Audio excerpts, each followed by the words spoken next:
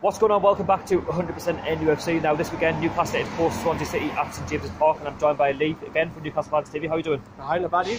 Not too bad. So we'll come off the back of another win against Luton Town in the third round of the FA Cup. You know, we've been drawn against the winners of either Norwich or Chelsea at Stamford Bridge. Obviously, we'll only find out next week when live on BBC. Let's hope it's Norwich, because if it's Chelsea away, I love a cup run, but everything's possible in the cup. You know, we've seen some shocks already. Could Newcastle pull off a shock? I mean, you were down there at Stamford Bridge when Rafa played the wing-back system. That didn't go down too well, but I can't say it personally if we get Chelsea away. Come on, Norwich. Yeah, it's a tough ask, isn't it? Because Norwich, you know, they're doing well in the Championship, but you just never know. Stranger things have happened in the FA Cup. And by the way, I am outside St James's Park. You can probably see the club shop and that behind me. So, you know, we're focused now on Swansea City. You know, we've come off the back of, you know, a win against who was it? Stoke City. Stoke. You know, away. Yeah, I mean, that was a great day out for us, wasn't it? So we celebrate like that was a fab day out. 3 unbeaten now. Let's keep this run going. If we can get another win here, that'll push us probably about 3 or 4 points away from that relegation 18th position. And then we've got Manchester City. So if we can get that win, because we'll go into the Man City game with a defeat. I know we don't want the defeat, Charlie, but you know what I mean? We can go into that with a bit of a safety net, because if we get beat or if we draw against Swansea, we're going to be looking at the next two fixtures. We're going to be looking around with. So looking at our opposition to Swansea, so as you can see in the league table, the bottom of the league, you know, they've only got 16 points. They're joined with the same points as West Brom with 16. And, you know, at the minute they're 6 points behind us, so it's important that we win, you know, to cause further misery on Swansea City. Now, you know, they have sacked the manager Paul Clement, and they have now introduced, you know, ex-Sheffield manager Carlos Carvajal, who's got a really good record against Newcastle.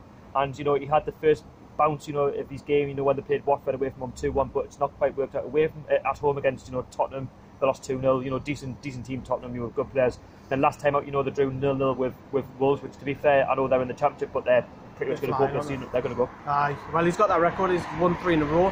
He won in the League Cup, won the Championship twice last year, so he knows how to play well. The bounce, yes, but it's a stop-start. You could say that Spurs are in there, so that's difficult. But we'll have to see if he can do one over us here and see if actually it is a proper bounce, but it remains to be seen that. I mean, Swansea aren't exactly having the best season. I mean, they have got weaknesses, you know, they're very bad defensively, you know, they've conceded a lot of goals, you know, they don't really score enough goals either. And, you know, they're prone to giving away silly individual free kicks where Newcastle could probably hit them with, like, the likes of Jonjo Shelvey, you know, Vic and Moreno, who 22 players on Saturday. You could win it by set piece, couldn't you? I mean, the thing is, as I touched upon on our channel, is that if it's 0-0 after 80 minutes, let's just stay behind the lads, let them get on them, because I've seen it numerous times across the Gallagher and the Millburn, to be fair, that fans have gone off it for player misplaces it. Let's get behind them. But it could be something simple like a set piece. That's what win it. You know, it could be Richie, it could be a Shelvey who steps over. We've just got to be patient. I don't think it's going to be 4-3 or anything like that. I think it will be a narrow scoreline.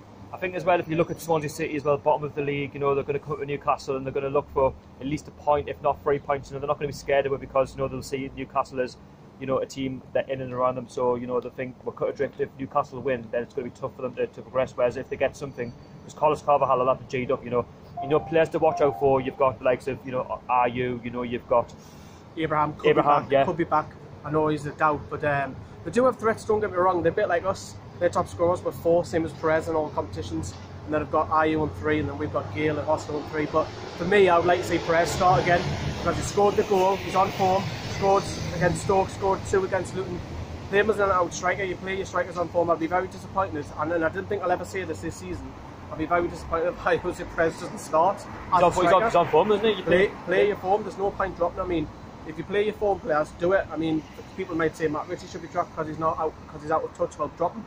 Freddie Woodman as well. I mean, you expect him to be dropped again because the Premier League expect Darlow to come straight back. And Elliott, we don't know too much about him if he's still ill or not, but I would expect Darlow to be straight back in that Saturday. I think it'll be Darlow. I think Woodman, even if we get Chelsea away, I wouldn't be surprised if Rafa plays Woodman in that FA Cup 4th round, if he's still at the club, if he's not already loaned out. But ideally, you want him shifted out and playing first team football. Now, Jamal Lascelles, I mean, he only played a little bit against you know, Luton Town. Is that a concern for you? Or do you think they're just a precaution for the game on Saturday, you know, against Swansea? We'll have to say when Rafa has his press conference on Friday afternoon, whether, depending on if he's fit, if he's not fit, we'll probably know by Friday. But if he's fit, it's a massive bonus, because we look at so much different team at the back with him. He just brings assurance and calmness. He's not the greatest defender, but what he does have is leadership quality, and he can boss people around him, leadership skills, which he does have.